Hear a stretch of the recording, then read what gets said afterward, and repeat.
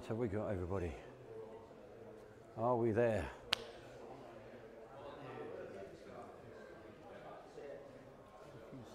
It's Richard.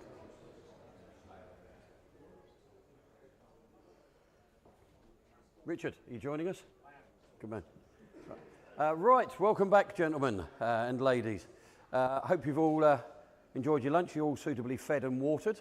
For those of you who don't know me, my name's Rob Drinkwater. For those of you who do know me, I'm still Rob Drinkwater, so it makes no difference. This afternoon, we're going to be talking a little bit about aircon, one of my favourite subjects, those of you who know me. Not just about aircon, really. More about the fact that aircon now goes way beyond the cabin. Aircon is now being used not just to cool us, but to cool other parts of the vehicle effectively. And this is becoming quite important because it's going to affect your business and indeed the way you even speak to customers about getting their aircon repaired in future. Dovetailed in with that, we're going to talk a little bit as well about what's going to happen in another sort of 4.5 years' time when R134A is finally banned from being used even for refilling cars. And what that's going to mean to us as an industry, what it's going to mean to us as individual garages, in the way we have to sell that service to customers as well.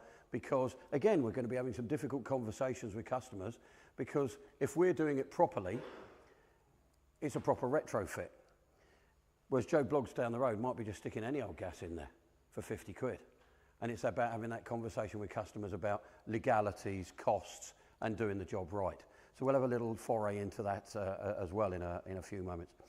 In amongst this, we're going to do a little experiment as well, which may take a few slides. So I may be speaking through some slides while we're having the experiment go on, because it's always fun to just have a little experiment and a bit of heat transfer information going on. So we'll talk about that.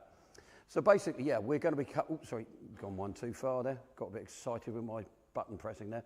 We're going to be looking at these subjects this afternoon so that we can you know, get a bit more of a handle on aircon, and more to the point, we can look at some business opportunities for the future, because if we do this right, it can be a similar sort of thing to 25 years ago when we changed from R12 to 134 and we were doing retrofitting.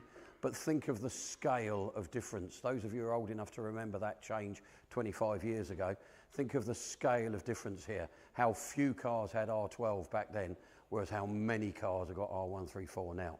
So we'll just, you know, we'll be moving into all of that. So what's it all about? Well, let's have a think what aircon is actually all about. It's not a new thing. It's been on cars for the best part of 100 years now. Early 1930s in the States, Packard put air conditioning into a vehicle. Or at least when I say they put it into the vehicle, they put it in the back of the vehicle for the posh people sitting in the back. The poor old driver was out in the open, in actual fact. He didn't have a roof on the driver's section of the car. And he was out there in the freezing cold and the blazing sunshine as well, while the rich people in the back lived it up. The basic way in which aircon works is still exactly the same as it was best part of 100 years ago. We're still using compressors, condensers, evaporators and thermal expansion valves. That principle hasn't changed. What has changed over the years is how efficient the systems have become. We now don't need a big 6-7 litre engine to be able to run air conditioning. We've got, you know, Nissan Micras with 1 litre engines running air conditioning and so on these days, which was unheard of even 30 years ago.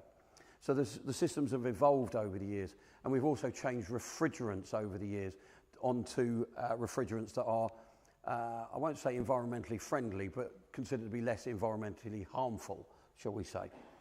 And of course, we've made systems far more efficient and user-friendly as well, in as much as we've got climate control in so many vehicles now, where, you know, you don't even have to twiddle any of the knobs, it just does it for you and keeps you cool or warm in the car as necessary.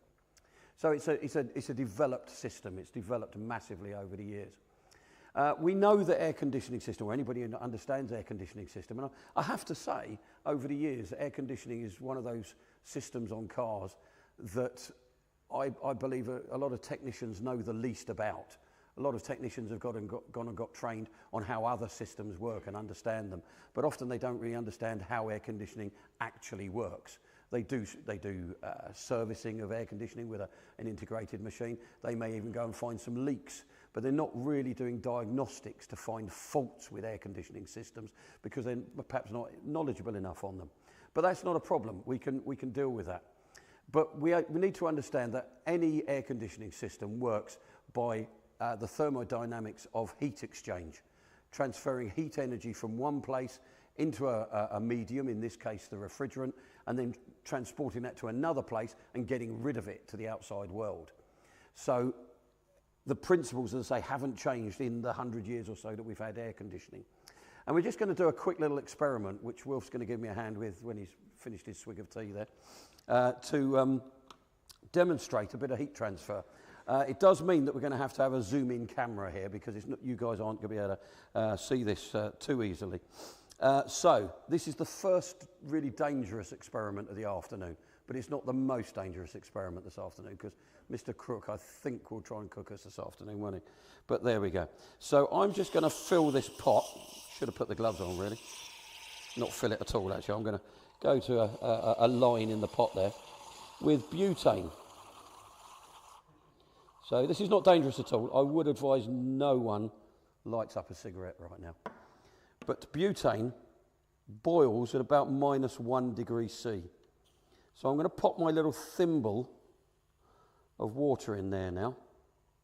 Unfortunately, it's already stuck to the thimble, so I'm having to put my fingers in there, which isn't ideal. And then I'm going to pop this temperature probe in here. And I'm hoping this will work, because obviously live experiments are always a bit dangerous. And we can actually have a look at what temperature our water has already reached. That water was at room temperature. I hadn't chilled it or anything. That water was already at room temperature. So it was at around about 15, 18 degrees. Perhaps we should have just checked beforehand. What has it gone down to already in the water there? So we're down at minus figures already in the water. In the water. That's because that heat energy in the water is actually being extracted by the butane boiling. Yeah, you might be able to see, if you're able to bring the camera around into the, to view the pot there, you can probably see the bubbles around the thimble there. You see it bubbling? Can you see them bubbling up? Yeah, we can see the thimble causing the butane to bubble up there. That is the butane boiling, and in doing so, absorbing massive amounts of heat energy from the water. The first thing that will happen is it'll absorb sensible heat, heat we can sense, to bring it from the 15 degrees, 18 degrees, down towards 0. For a period of time after that, it will absorb latent heat as we turn the liquid water into solid water or ice. And then from there on inwards, it will carry on absorbing sensible heat as we bring the temperature down further and further and further. And in a few moments, we'll probably have a nice thimble full of ice. Probably not the most efficient way of making ice for your gin and tonic, but it's just proving a point that we're using a medium here to extract heat energy out of our water in order to create ice in this case. And your refrigerant does exactly the same thing in your air conditioning system. It is absorbing heat energy in one place and transferring it to another where it gives up that heat energy, in most cases, to the outside world.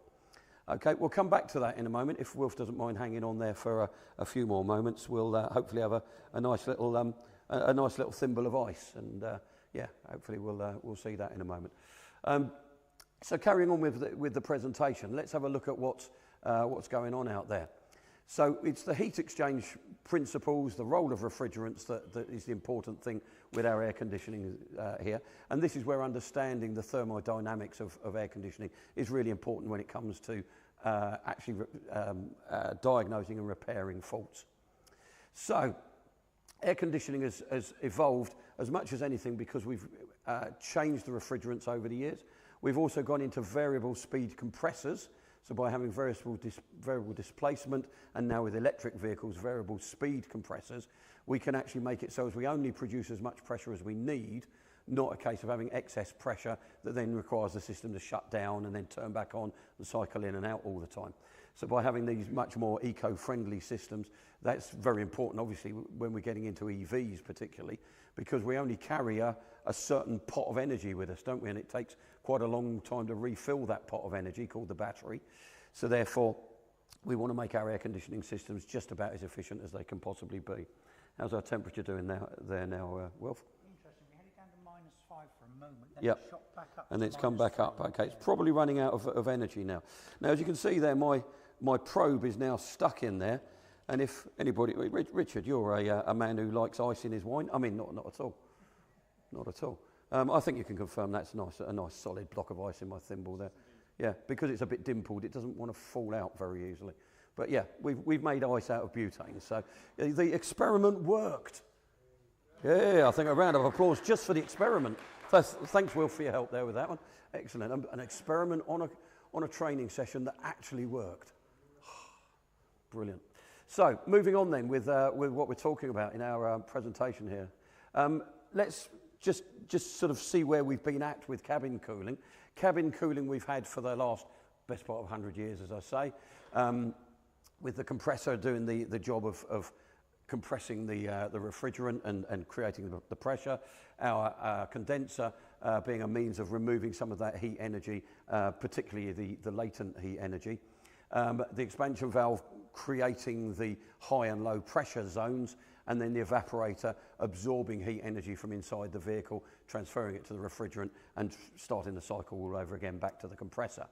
I think we can sort of take that as read, and as I say, we've now linked that into climate control systems and other similar systems that make it so as those systems are very integrated into the vehicle, whereas those of you who are sort of older in the room will remember when aircon was very much an add-on.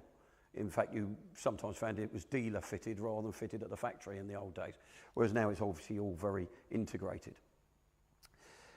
We've also had to adapt to the environment over the years as well. So therefore, a lot of systems now with climate control the heating as well as the cooling in the vehicle for obvious reasons to make it comfortable. So we've gone one stage further now.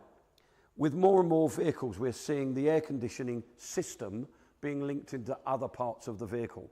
So we're seeing now air conditioning being used to cool battery packs, electronics and other parts of electric vehicles. So do you think then if we're in that kind of world, we're going to simply have customers saying, oh, don't bother fixing the aircon? Because what's the implications of not fixing the aircon now? Car goes to limp mode. Perhaps worse, if we're cooling batteries, we've all seen the videos and the horror stories of batteries going up in flames. If we are not thermally controlling the heat energy from that battery, it could lead to some sort of disaster. So they're plainly not going to let that happen naturally. They are going to be working on a system that will make it that the air conditioning system is cooling that battery sufficiently, and if it's not, they are going to put the vehicle to limp mode or switch it off completely because they can't risk that battery running away. So we've got electric motors and battery packs being cooled now. The battery electric vehicles and predominantly plug-in hybrid electric vehicles are prime candidates to have the batteries cooled because they tend to have the bigger battery packs in them. Plainly, battery electric vehicles only can run on the battery electric, so therefore they have a huge battery pack. PHEVs tend to have a battery pack that's a sort of a mid-sized battery pack, but even some of our smaller hybrids may have a reasonable sized battery pack that needs to be cooled effectively. So how have these cooling systems been maintained in the past? Well, of course, we have to have temperature probes inside the battery packs. The battery packs will have multiple sensors inside. And the advantage of this is that they can run the battery pack at the limit of what it's really allowed to be. In other words, maximum power output without the risk of having thermal runaway because it's being monitored. So in other words, the vehicle manufacturers want to put as many temperature probes in the battery pack as they need to ensure that we don't get any battery runaway or cell runaway. The problem we've got is that the most likely time that an EV battery will produce high levels of heat is when it's being charged and when it's being discharged. When it's just sitting there, or a small amount of energy being used from it, not a lot of thermal energy being created. But the high heat generation is the problem during charging and discharging. And we've also, again, seen those horror stories of car parks going up in flames because a charging battery set it alight. So we've got to balance this high heat generation problem with the fact we've got limited space for cooling. We've got to make it a very efficient cooling system. And all of this makes it that the battery pack can deliver its most efficient amounts of energy, because everybody's after that 400, 450, 500 miles from a battery pack. And thus far, we've just been going bigger and bigger batteries to try and get that mileage out of cars. Whereas if we can actually make the battery packs much more efficient in the way they're operating, we may get to that kind of holy grail, if you like. So what it means is that our battery cooling requirements are now huge. And what we actually find is if the battery isn't cooled correctly, we can go into an area of the risk of thermal runaway. High temperature leads to the risk of thermal runaway. And if they get to that point, we've actually got to limit the output of the battery. So that means actually having to slow the vehicle down. Because if we're delivering that much current out of the battery that it's getting too hot, we've got to do something about it. And generally, if the cooling system can't keep up, we've got to slow the vehicle down or bring it to a stop if necessary. It also means that over a long period of time, that battery pack is badly affected by this overheat situation. And it will not only shorten the short-term life of the battery, in other words, the range of the vehicle, but it will also shorten the long-term life of the battery. So you're going to find, 5, 6, 7 years down the line, that battery is completely useless. Anybody had to change a battery on anything fairly big of late? What sort of prices are we looking at?